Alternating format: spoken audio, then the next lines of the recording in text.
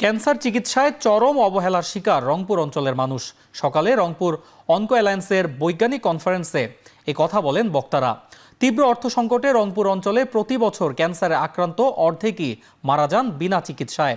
এছাড়াও পূর্ণাঙ্গ চিকিৎসার অভাবে সরকারিতে আসা প্রায় ৩,০০০ রোগীর বেশিরভাগই ধুকে ধুকে মারা যান।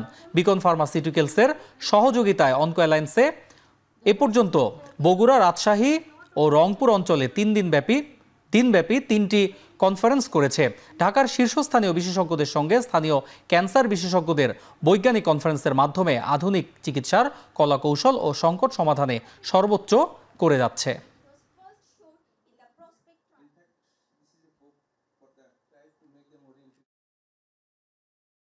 প্রায় 10 বছর থেকে 15 সাল থেকে অকেজো হওয়ার প্রেক্ষিতে আমরা এখানে ক্যান্সারের চিকিৎসা রেডিওথেরাপি দিয়ে দিতে পারি না। আমরা রেডিয়েশন মেশিন ছাড়া এখানে কিছুতেই চলতে পারতেছি না। সুতরাং এক্ষেত্রে আমি কর্তৃপক্ষের দৃষ্টি আকর্ষণ করব, অতি দ্রুত আমাদেরকে একটা রেডিওথেরাপি মেশিন দিয়ে উত্তরবঙ্গের মানুষকে, মঙ্গা কবলিত এলাকার মানুষকে, তিস্তা ভাঙ্গায় নদী ভাঙ্গার মানুষগুলোকে আপনারা একটু রক্ষা করেন। আমার কাছে যেটা মনে হয়েছে, গভর্নমেন্ট একটা জিনিস খুব ভালো করেছেন, সেটা হচ্ছে আমাদের 8টা বিভাগীয় শহরে আসলে রেডিওথেরাপি সেন্টার যেগুলো করা হচ্ছে এবং এগুলো অনেক দূরই এগিয়ে গিয়েছে। আশা করি অদূর ভবিষ্যতে আমাদের এই প্রবলেমগুলো সলভ হয়ে যাবে।